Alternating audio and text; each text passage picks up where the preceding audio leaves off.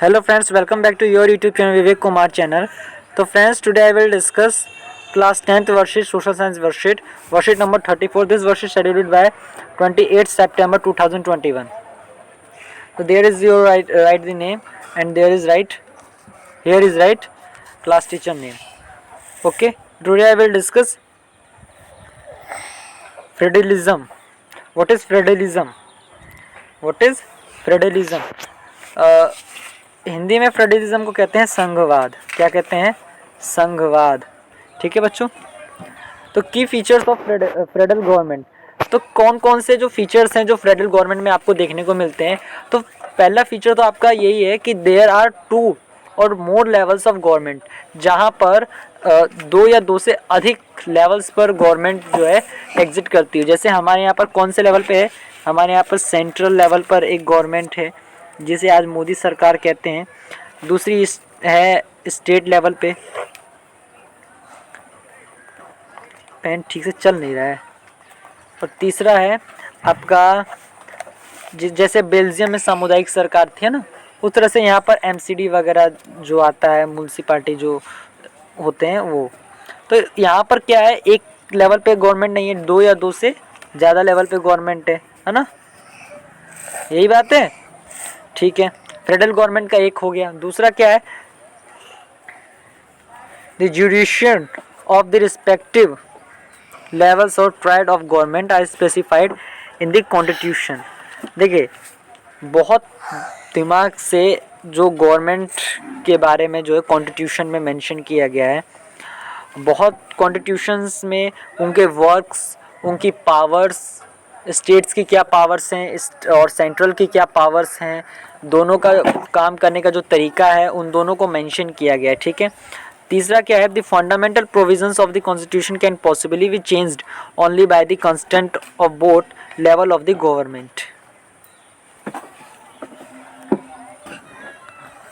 ठीक है. तो देखिए क्या बताया गया है, कोई भी फंडामेंटल प्रोविज़न, कोई भी जो मौलिक बदलाव है, कोई भी फंडामेंटल प्रोविज़न है, कॉन्स्टिट्यूशन में कुछ भी चेंज करना है, वो अकेले नहीं कर सकती सेंट्रल गवर्नमेंट या स्टेट गवर्नमेंट भी अकेले नहीं कर सकती. इसमें क्या है? Both levels of the government. इसमें दोनों का कंसर्ट होना, यानी कि दोनों का राजी होना जरूरी है. स्टेट लेवल को, स्टेट गवर्नमेंट का भी राजी होना जरूरी है और आपका सेंट्रल गवर्नमेंट का भी राजी होना जरूरी है. जैसे आपने देखा, आपका 370 हटा, आपका 3 तलाक, एक था 3 तलाक, है ना. ये सब कानून कहाँ पास होते हैं? संसद में होते हैं. क्या होते हैं? पार्लियामेंट में. तो पार्लियामेंट में कौन है? पार्लियामेंट में आपकी स्टेट गवर्नमेंट और सेंट्रल गवर्नमेंट दोनों गवर्नमेंट एग्जिट करती है. राज्यसभा और लोकसभा दोनों को मिलाकर क्या बनता है? आपका संसद, है ना. राज्यसभा और लोकसभा को मिलाकर क्या बनता है? पार्लियामेंट. तो पार्लियामेंट में स्टेट गवर्नमेंट और सेंट्रल गवर्नमेंट दोनों रहती हैं. ठीक है. दूसरा, main objective is the safe guard and promote unity of country while accommodating regional diversity. देश की सुरक्षा को, एकता को भी बनाए रखने के लिए जो है ये बहुत ज़रूरी है. कौन सा? Federal government. फेडरल गवर्नमेंट देश की एकता को बनाए रखने में बहुत ज़्यादा योगदान करे. जैसे हमारा पूरा देश डाइवर्सिटी से भरा हुआ है, हमारे देश में बहुत ज़्यादा विविधता है, बहुत ज़्यादा डाइवर्सिटी है, बहुत ज़्यादा माइंडसेट के लोग एग्जिट करते हैं. तो उन सब के बीच में एडजस्टमेंट में फेडरल गवर्नमेंट एक बहुत इंपॉर्टेंट रोल प्ले करती है. अब इसमें 2 प्रकार दिए हुए, एक है फेडरल गवर्नमेंट और एक है यूनिटरी गवर्नमेंट. अब फेडरल गवर्नमेंट क्या है, यूनिटरी गवर्नमेंट क्या है? 2 और more levels of government is a federal government. Federal government में क्या होता है? 2 या 2 से अधिक स्तर पे सरकारें होती हैं. जबकि यूनिटरी गवर्नमेंट में क्या होता है? ओनली 1 लेवल ऑफ गवर्नमेंट और this sub units are subordinate to the central government. एक ही लेवल पे जो है गवर्नमेंट एग्जिट करती है और उसके अलग अलग अंग बने होते हैं, अलग अलग पार्ट होते हैं, अलग अलग. जैसे एक डिस्ट्रिक्ट होता है, उसमें डिविजन्स होते हैं, फिर उसके सब डिविजन्स होते हैं ना. उसी तरह से यहाँ पर सब यूनिट्स होती हैं. ठीक है, सब डिविजन्स होते हैं. उसी तरह से यहाँ पर क्या होते हैं? सब यूनिट्स और सबऑर्डिनेट होते हैं. अब क्या है फेडरल गवर्नमेंट में? Central government can not order the state government to do something. Central government state government को किसी भी चीज़ के लिए प्रेशराइज नहीं कर सकती, किसी भी चीज़ के लिए प्रेशर नहीं बना सकती, कुछ भी करने के लिए ऑर्डर नहीं दे सकती. बट यूनिटरी गवर्नमेंट में क्या? Central government can order the state government to do something. जो आपकी यूनिटरी गवर्नमेंट होती है उसमें जो सेंट्रल गवर्नमेंट होती है वो स्टेट को जो है स्टेट को बहुत ज़्यादा हार्श करती है, हरासमेंट करती है स्टेट के साथ, और बहुत ज़्यादा परेशान करती रहती है स्टेट को, ठीक है। कुछ भी करवाती रहती है स्टेट से, ये करो वो करो ये करो, इस पर तुम फैसला नहीं ले सकते, इस पर मैं लूँगा फैसला, तमाम चीज़ें, ठीक है। फेडरल गवर्नमेंट में क्या है, state government has power of its own for which it is not available to the central government. State government what answerable to central government. देखिए बेटा, ये आंसरेबल था। जो स्टेट गवर्नमेंट है वो क्या करती है, उसके पास अपनी पावर्स हैं, उसके पास क्या अपनी पावर्स है, अपने बचाव के लिए पावर्स है, सेंट्रल से बचने के लिए उसके पास पावर्स हैं।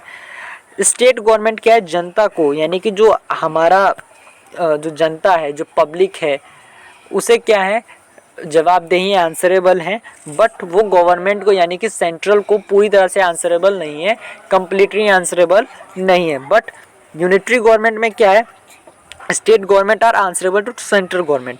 जो स्टेट गवर्नमेंट है वो सेंट्रल गवर्नमेंट को क्या है, आंसरेबल है। बट देयर इधर फेडरल गवर्नमेंट में क्या है, जो फेडरल गवर्नमेंट में ये है कि स्टेट गवर्नमेंट सेंट्रल गवर्नमेंट को आंसरेबल नहीं है। बहुत ज़्यादा तो नहीं है, हाँ कुछ कुछ है, आज जवाब मांगते हैं, जवाब मांगना भी चाहिए, लेकिन पूरी तरह से आंसरेबल नहीं है। बट जो आपकी यूनिटरी गवर्नमेंट है वो आंसरेबल होती है, किसे, सेंट्रल गवर्नमेंट को। स्टेट गवर्नमेंट यानी सेंट्रल गवर्नमेंट को आंसरेबल होती है, ठीक है। उम्मीद है आप समझ गए होंगे। अब फेडरल गवर्नमेंट के,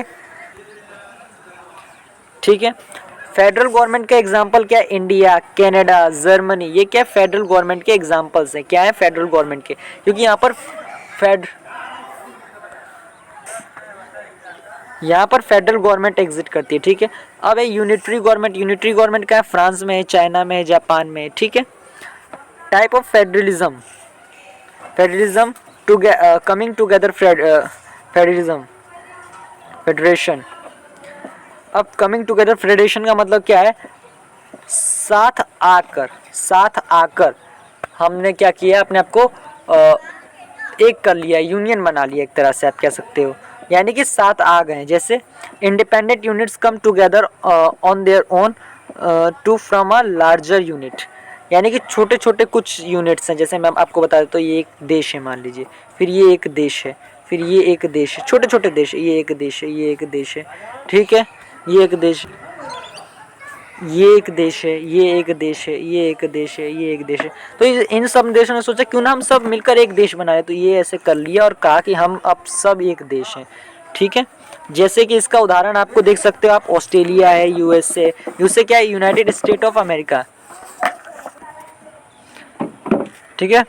तो ये आपका यूएसए, और जैसे यूएसए का फुल फॉर्म क्या होता है, United state of America, United यानी कि एक हो गए ना सारे के सारे बहुत सारे राज्य मिलकर एक बन गए और उसे हमने अमेरिका का नाम दे दिया है।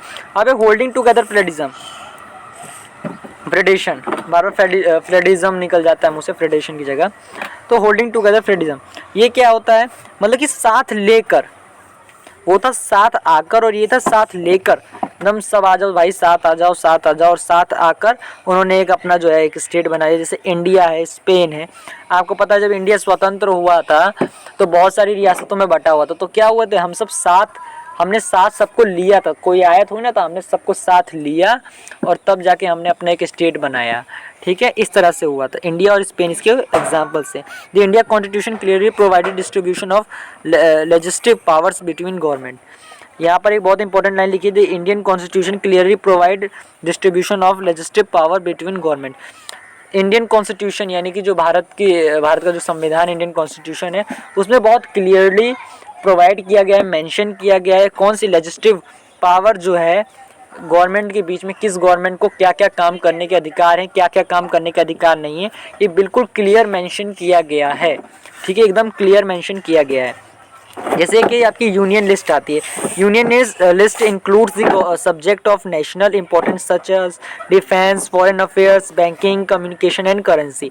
यूनियन लिस्ट क्या है, what is union list? Union list में जो भी मैटर होते हैं, जो भी बातें होती हैं, जो भी मैटर्स उसमें मेंशन किए गए, उन सब पे डिसीजन लेने से लेकर रूल्स बनाना और लॉज तैयार करना, ये सब कौन करता है, पॉलिसीज मेकिंग का जो उन पर काम करता है वो करता है सेंट्रल गवर्नमेंट। स्टेट गवर्नमेंट का उस पर कोई इंटरफेयर नहीं रहता। जैसे डिफेंस है, जो अब नेशनल डिफेंस है उसके बारे में सारे फैसले कौन लेता है? सेंट्रल गवर्नमेंट लेती है। फॉरेन अफेयर्स है, बैंकिंग है, कम्युनिकेशन है, करेंसी है, इन पर कौन फैसले लेता है? इन पर सेंट्रल गवर्नमेंट ही फैसले लेती है, क्योंकि ये सब राष्ट्र हित के विषय हैं, नेशनल बातें हैं, नेशन की बातें हैं।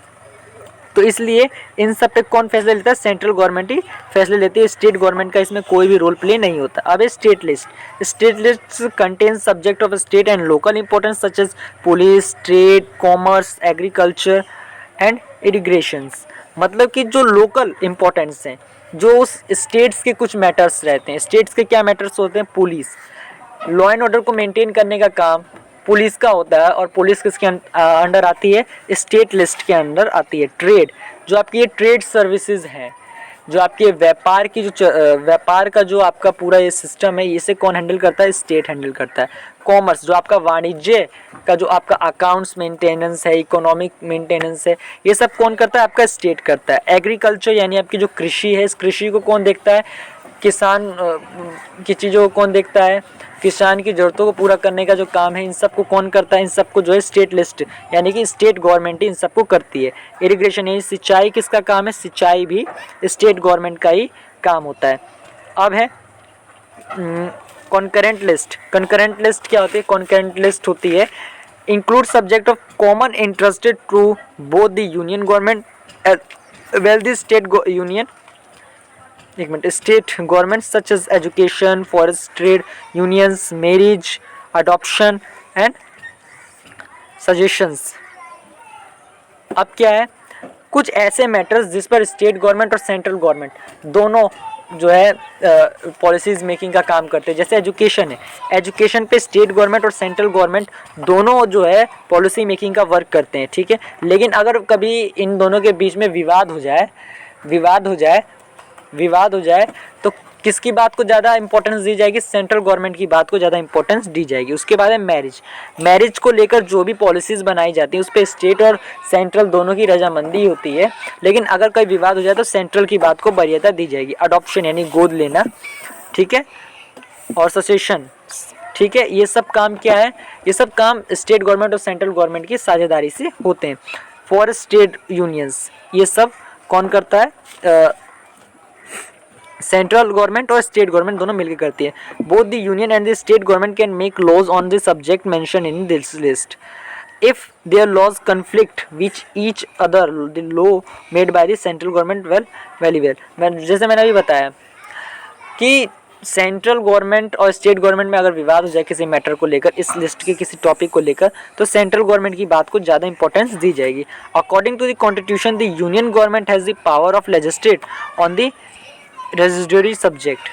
अब ये रेसिड्यूरी सब्जेक्ट क्या है? जो सब्जेक्ट्स अभी उस समय पर यानी जो जिस टाइम कॉन्स्टिट्यूशन बन रहा था उस समय पर नहीं थे। जैसे उस समय पर इतना ज़्यादा कंप्यूटर का वो नहीं था, ठीक है, कंप्यूटर का नहीं था उस समय। पेटीएम नहीं चलता था, गूगल पे नहीं चलता था, गूगल नहीं था, ये सब चीज़ें नहीं थी उस समय। साइबर क्राइम नहीं होते थे, साइबर क्राइम। तो साइबर क्राइम जो है, अब उस पर कोई कानून बनाना, उस पर कानून कौन बनाएगा? तो उस पर कानून बनाने का काम आपकी सेंट्रल गवर्नमेंट का होगा, ठीक है। जो भी मैटर उस समय पर नहीं थे, इन सब को छोड़कर जो भी स्टेट लिस्ट, यूनियन लिस्ट और कंकरेंट लिस्ट दोनों तीनों लिस्टों में जो मैटर नहीं है, जो मामले नहीं हैं, जो चीज़ें नहीं मेंशन की गई है, उन सब पे फैसले लेने का अधिकार किसे है? सेंट्रल गवर्नमेंट को है, ठीक है। अब है answer the following questions, explain the feature of federalism और mention of example of coming together federalism and holding together federalism. तो मैं इसका आपको सॉल्यूशन दिखाता हूँ, ठीक है। तो answer the following question, explain the features of federalism. Feature of federalism, तो देयर आर 2 और मोर लेवल्स ऑफ गवर्नमेंट। यहाँ पर 2 या 2 से अधिक स्तर की सरकारें जो है एग्जिट करती है। Different level of government govern the same citizens where each level has its our jurisdictions in specific matter of the legislation, taxation and administration. सबको अपने अपने लेवल पर जो है काम बटे हुए हैं, ठीक है। Explanation and authority of each level of the government is constitutionally govern. सब कुछ आपको मालूम जो अभी ऊपर 4 लाइनें आपको पढ़ाई गई थी उन्हीं सबको यहाँ पर मेंशन किया है मैंने। The fundamental provisions of the constitution can not be unilaterally change, such changes required to the consent of both the level of government. कोई भी अकेले कुछ भी चेंज नहीं कर सकता कॉन्स्टिट्यूशन में, दोनों लेवल बोथ लेवल की जो है कंसर्ट होने चाहिए, दोनों लेवल के जो लोग हैं कंसर्ट होने चाहिए बाय द वे, तभी चेंज होगा। अगर कंसर्ट नहीं है तो बाय द वे वो चेंज नहीं हो सकता। ठीक है।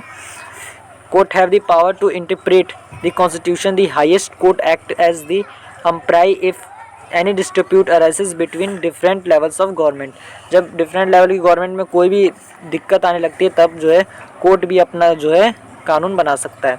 Sources of the revenue for each level of government are specified to insecure its financial autonomy. जिस सोर्सेज ऑफ रेवेन्यू, जो रेवेन्यू के सोर्सेज है उससे डिफरेंट लेवल पर इसे स्पेसिफाइड किया गया है। हर किसी को अपनी हर किसी के पास पैसा है, स्टेट और सेंट्रल दोनों के पास पैसा है, इसकी व्यवस्था भी की गई है। ठीक है। उसके बाद है mention of the examples of coming together federalism and holding together federalism. इसके एग्जांपल है example of the holding together federalism India, Belgium and Spain and USA, Australia and Switzerland are example of coming together federalism. ठीक है। तो ये तो आप देख के लिख ही लोगे, इसमें कोई समझाने वाली बात थी नहीं। समझाने वाली बात तो मैंने ऊपर ऑलरेडी समझा दी है। मैं फ़िलहाल इतना ही कहूँगा आपसे कि अगर आपको कोई भी डाउट होता है तो you can comment in the chat box. I will fully try to give you optimum solution. Okay, thanks friends, please subscribe the channel. You are new, so please subscribe the channel and like and share. Thank you friends.